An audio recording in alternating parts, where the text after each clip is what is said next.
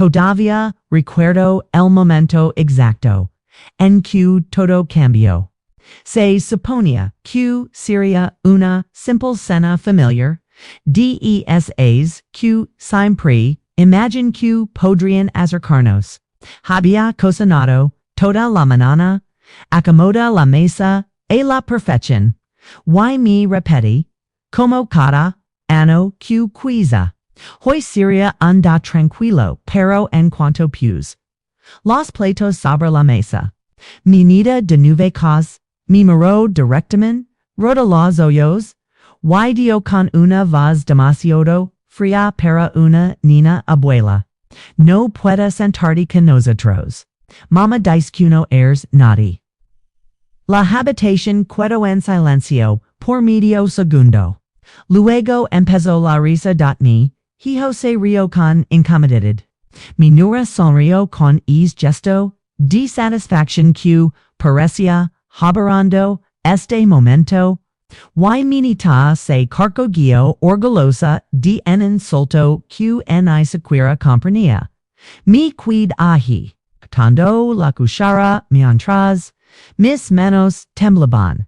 Todos los actos de amor, sacrificio y potencia, reducidos a una sola frase cruel. Y las personas a las que amaba lo encontraron gracioso. No discuti, no grite, ni siquiera lori, simplemente digi la cuchara. Me limpi las manos en el delantal y me fui en silencio. Sus risas resonaban detrás de mí. Mientras subía las escaleras, cada peldaño hemos pisado que el anterior. Ellos creían que me habían calado.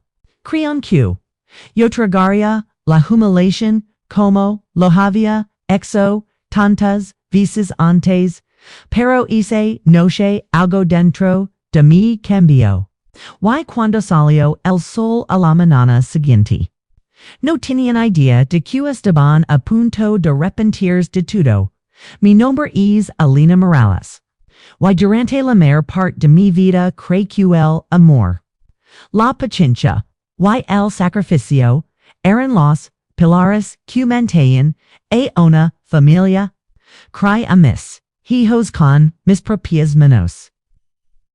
Trabajando turnos dobles para asegurarme de que nunca sentir el vacío que yo sentí al crecer. Cuando su padre falleció, me prometí que jamás les faltaría una comida, un pongo escolar, ni un solo momento de cuidado. Me convertí en madre, padre, proveedora, protectora. En todo lo que necesitaron, con los actos, los pequeños sacrificios se fueron acumulando. Pagué sus estudios, sus uniformes, sus libros. Me quedaba despierta hasta tarde cosiendo ropa para poder pagar sus complejos. Sol comidas cuando el dinero no alcanzaba. Pero nunca me quedé. Siempre me repetía que cuando amas, das sin levar la cuenta. Sin embargo, poco a poco, sin darme cuenta, esos sacrificios se volvieron invisibles. Los pequeñas faltas de respeto comenzaron a aparecer como sombras deslizandos bajo una puerta. Mi nuera rodando los ojos cuando la preguntaba si necesitaba ayuda. Mi hijo suspirando cada vez que intentaba cantar como había sido mi dialectors. Mi nieta soltando mi mano porque no quería manos viejas cerca de ella. Conversations en susurros que se detenían al entrar yo en la habitación. Invitations en las que terminaba sentada en un rincón, olvidada. Cada momento era pequeño, casi fácil de ignorar. Y los ignoro.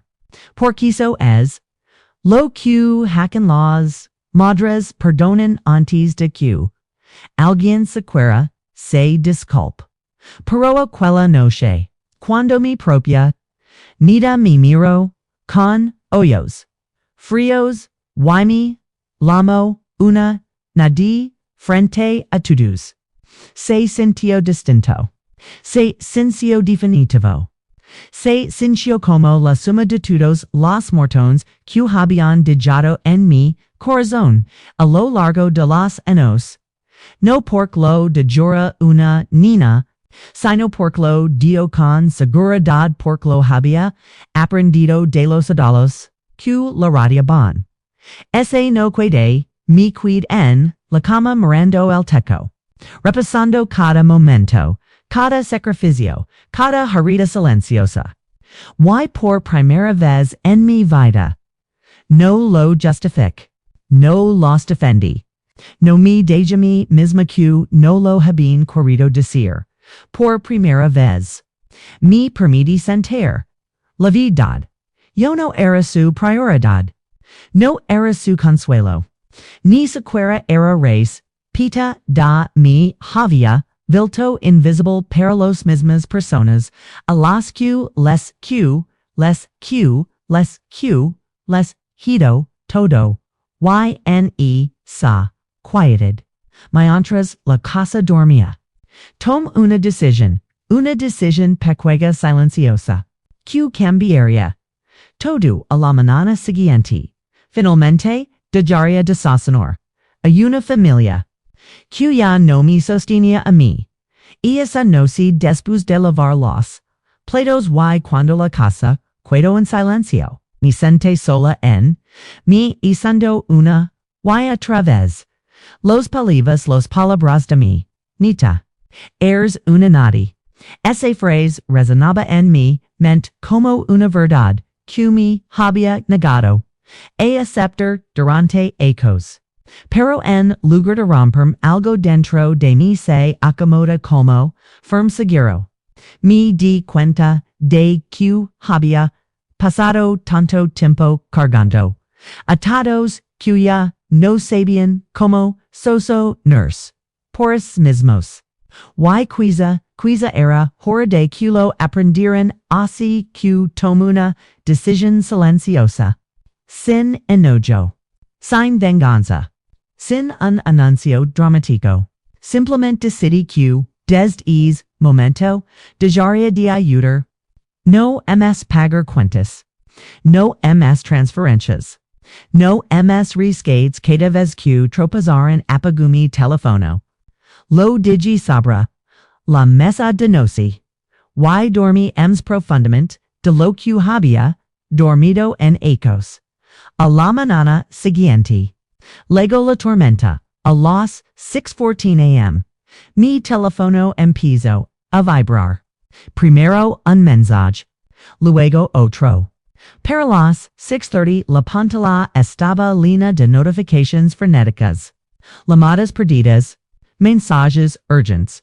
Notas de voz de mi hijo, cada una más desesperada que la anterior mamá. El pago de la hipoteca reboto. Mama, el banco dice que la transferencia nunca llegó. Alina, por favor llámanos. Hay un problema enorme. Me serve una taza de café. El aroma llenando la cocina mientras la luz del sol se filtraba por las cortinas. Sus voces seguían entrando por el teléfono, el pánico creciendo. El miedo, asentándose, mi nura envió su propio mensaje. Las tarjetas están congeladas. ¿Por qué no mandaste el dinero? Otro de mi hijo mamá. Por favor, solo la mami. No sabemos qué hacer. Por primera vez en mucho tiempo. El caos no era mío para resolver. Me senté junto a la ventana, viendo el cielo cambiar de rosa suave dorado. La ciudad despertando lenta y pacíficamente. En su casa. Todo se estaba derrumbando, los cuentos, los pongos, la ilusión de control. Sin mi apoyo, su vida perfecta se resquibría en una sola mañana dat su miedo creció. Sus voces temblaron. Su arrepentimiento comenzó. Y yo bebí mi café en silencio. Diando QL, sol calentara, mi rostro, pensando solo en una cosa, por primera vez en ecos. Finalmente estaban viendo las consecuentes de haber olvidado a la mujer que había sostenido todo su mundo. El mediodía, los golpes en mi porto se volvieron imposibles de ignorar. Cuando la abrí, mi hijo estaba, ojos hinchados, el cabello desordenado, respirando como si hubiera corrido un maratón. Ni siquiera saludó. Solo extendió su teléfono con las manos temblorosas. Mamá. Todo está bloqueado. El banco, las tarjetas, la hipoteca. Nada pasó, por favor. Por favor, dime que está pasando. No respondí. Simplemente permanecía mi estudio. Abrí el cajón que había mantenido cerrado durante ecos y sac la carpeta gruesa que llevaba tiempo llenando. En silencio. Mientras ellos vivían cómodamente. La puse sobre la mesa frente a él. Mira. Dije. Él la abrió. Y su rostro perdió todo color. Página tras página recibos, transferencias, estados de cuenta pruebas de cada factura que había pagado durante 3 ecos. El coche, la escuela. Las tarjetas tonsto decredó, la hipoteca. Cada emergencia que prometieron pagar más tarde, miraba los papeles, como si estuvieran escritos en otro idioma. Mamá. Yo no sabía letters. No sabía que era tanto. Tú nunca preguntaste. Respondí suavemente antes de que pudiera hablar. Mi nura entró. Parecía molesta hasta que vio la carpeta. Entonces su expresión se torció entre sorpresa y miedo. ¿Qué esto? Exigió la verdad de arrancó una joya, la leo por encima. Y su voz se quebró. Tú pagas todo esto. Pero la casa es mía. Respondí con calma. Ustedes han estado viviendo bajo mi techo. Solo que nunca se los record. Sus manos temblarán. Por primera vez, entendió lo frágil que había sido su vida sin mi sosteniéndola. Mi hijo se dejó caer en la silla, susurrando, mamá. Lo siento mucho. Pero su esposa todavía intentó proteger su orgullo. Y ahora su ayuela y ahora su soltó con bruscedad. ¿Quieres control? ¿Quieres que te rogamos? No deje. Quiero respeto. Algo que debí haber recibido mucho antes de sus rostros caerán. La verdad era más pesada de lo que imaginaban. Los mirar con tranquilidad. Voy a ayudarlos otra vez. Dije, pero solo bajo mis conditions. Contuvieron la respiración, primero van a disculpars. No en privado. Frente a toda la familia. Los ojos de mi nura se abrieron de humillación. Segundo, me trataron con respeto cada de todas los formas posibles. Nada de insultos. Nada de incinerar a su hija a mirar por encima del hombro. Ella tragó saliva incapaz de mirar a los ojos. Y tercero. Desde este momento aprenderon a sostener solos. Yo no ser su ingreso invisible. Van a trabajar. Van a presupuestar y. Van a madera. Mi hijo asintió inmediatamente con lágrimas corriendo por sus mejillas. Mamá. Lo que pidas. Lo hair. Te lo juro. Su esposa dudó. Su orgullo luciendo. Por sobrevivía. Pero al final bajo la mirada, y murmuró. Yo.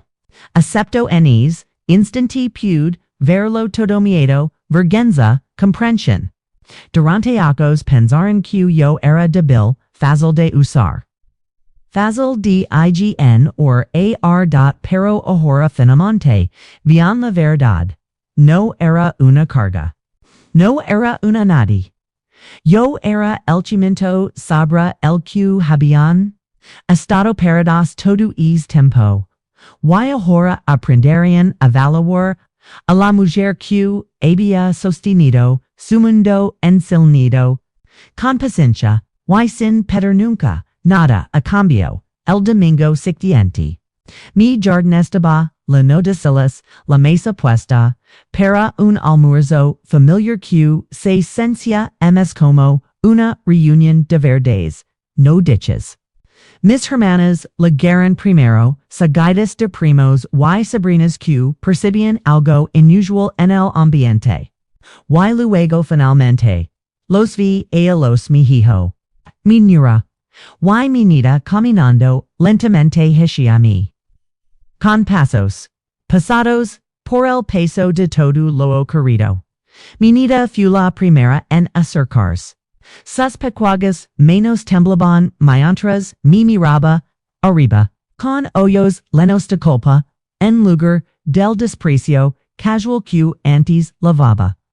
Abuela, lo siento susurró. No entendía lo que dicho letters. No sabía cuánto hacías por nosotros. No volver a hablar así. Nunca la inocencia en su voz me hizo arder los usos. Abrí los brazos. Y se hundió en mí. Pequeña y frágil. Como si por fin entendiera lo que era el amor en lugar de burlas de el luego vino mi nuera. Al principio se quedó rígida pero cuando abrió la boca su voz tembló. Carmen, te falta el respeto. La enseña a mi hija cosas equivocadas. Te juzgo y nunca aproci lo que haces por nosotros. Estaba equivocada. Muy equivocada. Y lo siento. Por primera vez desde que la conocía. Loro sin escándalos. No por rabia ni orgullo, sino por comprensión. Mi moro no como un obstáculo, no como una carga, sino como una mujer a la que subestimo. Mi hijo fue el último en acercarse. No hablo de inmediato. Solo tomo mis manos y bajo la cabeza. Mama. Te fal, mire cuando mi hija te insultó. Permití que mi esposa te hablara como quisiera. Depende de ti hasta que te rompiste. Y estoy avergonzado de mí mismo. Sus lágrimas corren sobre mis manos. Y por un momento debo decir un hombre adulto. Era otra vez el niño que se aferraba a mí cuando tenía miedo. La levante el mentin, la disculpa, no es solo para mí. Dije suavemente. Es para tu familia. Para tu hija. Para el futuro que quieres construir. Nos sentimos después a la mesa. Las del sol nos calentaba. Y los conversations fluyen como no lo hacían desde hacia acos. No había tensión. No había bordes afilados. Solo honesta idea de pasaron los meses después de aquelda. Y poco a poco. A poco, a poco. Todo cambió. Mi hijo cumplió su promesa. Trabajó duro. Administró su dinero con cuidado y, por primera vez, se sostuvo por su mismo. Mi nuera aprendió humildad. Mi trato con amabilidad pidió, mi consejo e incluso mi ayudo de formas que nunca imagino que haría letters. Y mi nieta, dulce, curiosa, creciendo, empezó a visitarme cada fin de semana. Cocinábamos juntas, plantábamos flores, y cada vez que se iba me abrazaba con fuerza. Y yo, en contrapaz, no porque me necesitaran, sino porque finalmente Mi voliven, nadie volvió a llamarme, nadie. Entendieron lo que siempre fui, la fuerza detrás de sus vidas. El latido silencioso que mantenía a la familia, y comprende algo simple pero poderoso. El respeto no es un regalo, es un reflejo. La gente te muestra, quién es, según como te trata, nunca digas que nadie te convenza de que tú. Valor depende de lo que proporcionas. Tu valor está en quién eres. Y quién no puede verlo. No merece un lugar en tu mesa.